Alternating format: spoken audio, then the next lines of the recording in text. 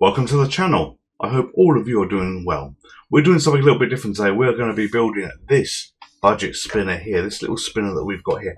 And this one is from a kit that you basically get from a company called TS that looks something like this. Yes, we're going to be building this and seeing how it works.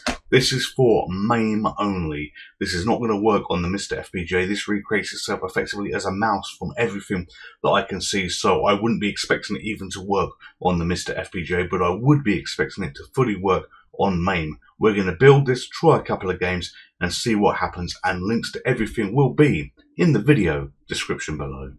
Welcome to the build tutorial for this BSP02. I'm expecting the tutorial to be very short for this, but we'll see.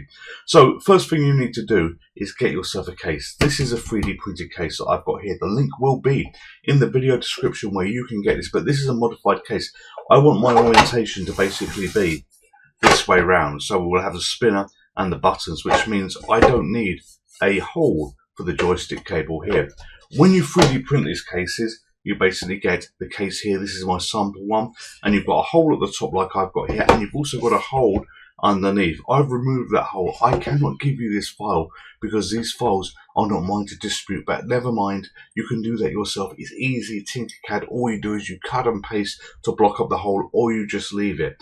This 3D print makes use of these barrels. These are barrels that you can basically use to screw these nuts into the base, and that you sink them in with heat. Basically what you do is you get your 3D print, and let's get this open. Open. Oh, I can't, I've screwed it in. Huh. No wonder I can't open that. We don't need that one. You get your 3D print like this, and you turn it upside down, and you basically put these barrels effectively where you want them to go. You then get a soldering iron, and you just push very gently down. So imagine this is my soldering iron. I fire it up, I push that down, and those barrels sink in, and you lift it up when you're done, and then you've got sunken barrels for the screws to go in, and you've also have to add a cable tie here. It really is as simple as that for building the case. So 3D print the case and base, two separate pieces. Get some of these barrels. The link where I got mine from is going to be in the video description below, but essentially they're from Bamboo. The 3D printer I've got is a Bamboo Carbon X1C, so that's what we use here. Sink the barrels in, put the cable tie in, and wait for this bad boy to arrive. Now, why are we doing this video? This video is, I've got the Ultimate Spinner Pro, you know, it's absolutely glorious, but if I want to use that on Mame or something like that, I've got to change the software on it. So I wanted a cheap budget spinner, which this is. The link will be in the video description where you can get this. I am in the UK, and you know, it arrived within a week for me. No extra charges, no Donald Trump charges or anything like that. So yeah, very pleased with this. So let's take it apart and see what we have. You know, ambition and music. What is it going to be? What is it going to be? It better be a bloody spinner. All right, we'll take that off. And inside, we've got a collection of items. So we've got a user guide. Let's have a look at this user guide. So this is the user guide that it gives you. It's basically, yeah, telling you how to connect it together. On the back, thank you for your purchase. This is from TS. And on the side of the box, they've actually got a very nice little logo there as well. So TS, there you go. This is from the retro show. All right, perfect.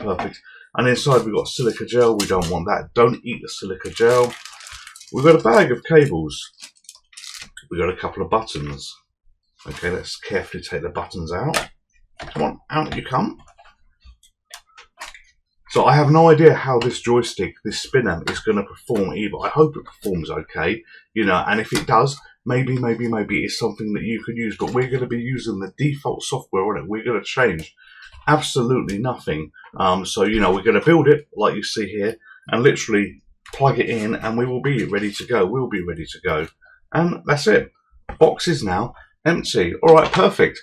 So let's get our case. I think the first thing we want to be doing is putting the spinner on. That should be the easy part here.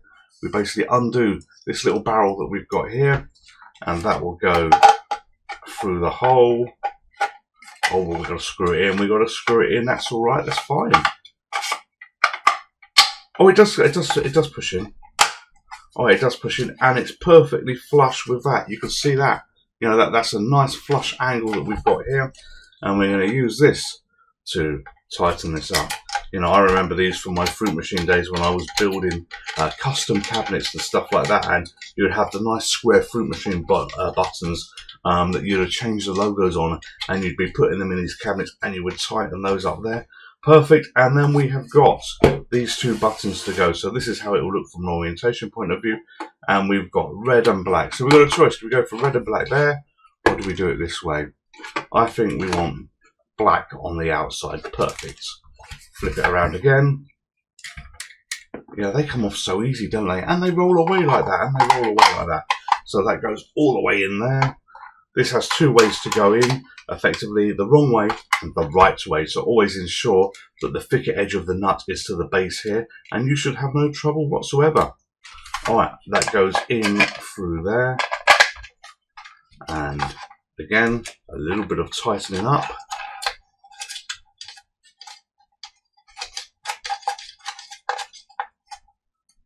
Okay, and we're almost ready to go. This is a very, very quick build video, but it's worth showing. It's absolutely worth showing. So this cable has got a few labels on it. We have got left stick, or left click, right click, and ground. All right, okay, let's be a little bit careful with this, make sure we don't break it. And that's nice. It separates there, so we could actually just put these in first.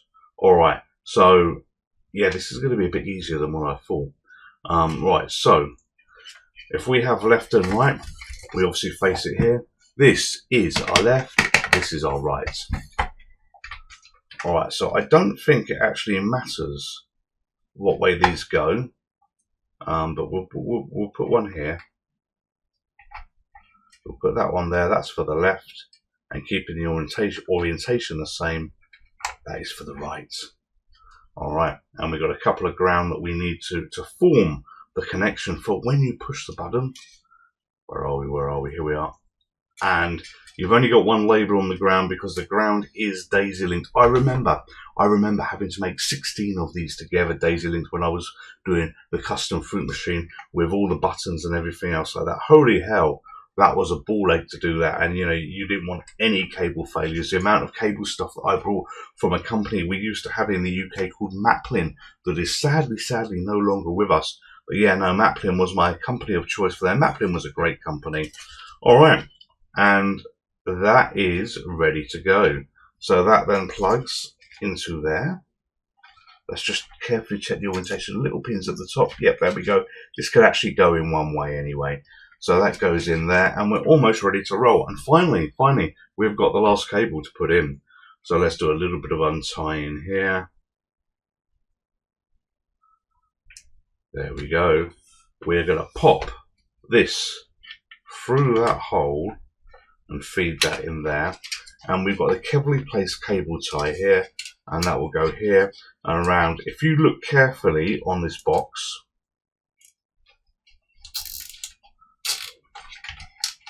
you will see there's a little basically widget for the cable tie to go in, but there's not one on that side. I removed the one from that side because I didn't need it. I suffer a little bit from OCD and stuff like that. So, you know, when you're in a position where you suffer from things like this, you remove what isn't needed. So we're just going to drop the base on here. And you can see that I actually printed the top first and this second. And you can see the marks on the bottom pad because I didn't bother cleaning on the 3D prints. Effectively, the surface, the build plate that you've got, it didn't need cleaning. I was fine on how things were. And screw these in. Doesn't have much to travel, which is absolutely fine. And these nuts also come from Bamboo Labs. You know, where I got my X1C printer. I will give a link to both of those and those barrels that I demonstrated that you basically just sink in when I was pretending this here was a soldering iron to do it. So no, we are nearly there. All right, perfect. And our spinner is almost built and ready to go. So last thing we want to do is we want to put this on, and there's a little hole here. This basically is a hexagonal hole. When it did, I had to take a photo to see down to what it was, but you can just see, you might not be able to see it on the camera, but if you look carefully, there's a little nut there. That little nut there is what we need to tighten up to secure this in place. So we put that on there, and we will turn. Actually, it was only one turn I needed to do. And look at that. Holy hell. That's very, very secure. It's got a lovely feel to it as well. You know, for the price point, which was cheap, it has a lovely, lovely feel. Alright, so the next thing we need to do, is we need to take this and we need to try some games. So here we are, ready to test, and we have got Tempest loaded on the screen. But I got a slight confession to make. This card here has very clear instructions. I had to open this box up between takes and plug in a connector there. In my excitement to get this up and running, we plugged in the small connector, but we did not plug in the large connector, and it's now connected. So this is our spinner that's here. It wants us to push start, so we're just going to hit 1 on the keyboard, and we can spin. Look at this. We can spin to choose what we want. This sets up by default. I have changed, oh, hear that beeping. I've changed absolutely nothing. And it's basically playing as it should. You know, I've got the fire button here that you can see. We're moving around. And this, I died obviously very quickly here. But yeah, it takes a while to get used to spinners, you know, if you've been used to it before. But this is a spinner working on Mame out of the box very, very easily. Very quickly. So we're going to see how far we can get in Tempest. But it's just a quick demo of it working here, just to show you that it does work, it is okay, everything is as it should be. So go around and get these, you know. It's an absolute pleasure. I don't even need to be banging the fire button. I can just hold the fire button down here, just keep it held down and do this. You know, in all fairness, my Ultimate Spinner Pro, you know, it does feel better. It's got a lovely aluminium case and stuff like this, but for a budget spinner, you know, for a budget spinner that got me killed there by doing that little stunt there, for a budget spinner, this is really, really good. Maybe I'll do stupidly well, actually. Maybe I'll do stupidly well like this. Oh, this is the one I think where the spikes come out. So yeah, shoot those down a little bit, shoot those down a little bit. And good. That seems to be working rather well, doesn't it? Let's have a look at something else. And here we are. This is the second game. This is Champion Sprint on Mame. But look at this. We've got a wheel here. Yes, this comes with a wheel adapter as well. Let me show you the box. It looks something basically like this. You put the wheel on top of where the spinner is, or you replace the top spinner with this little contraption that you can add. So basically, you take off this, and you can screw this on here. And this is Champion Sprint that we're going to be giving a go.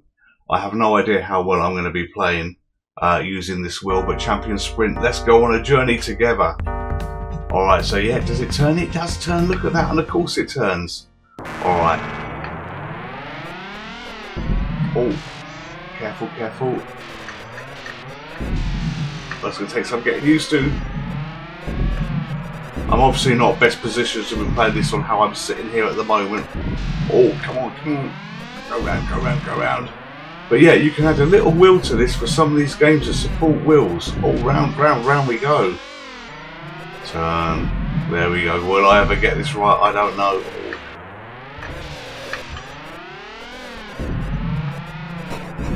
Oh, round. Good lord, that's terrible gameplay. But you know what? It's another way that you can control this.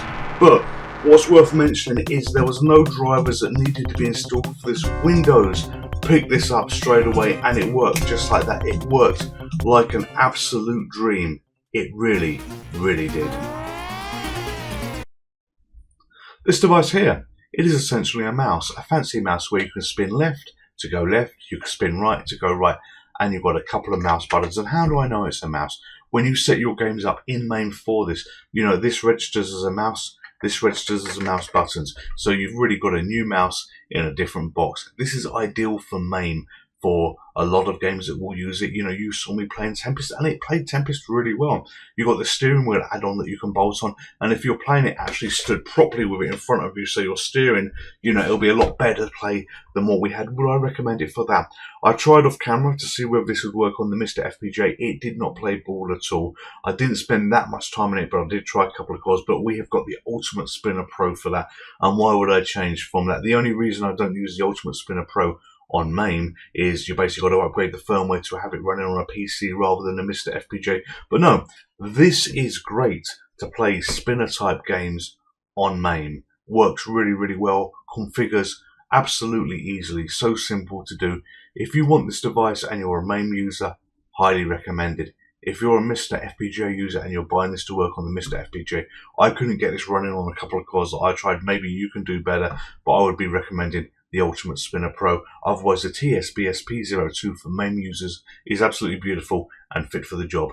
Stay safe, take care, and I will see you in the next video. Goodbye.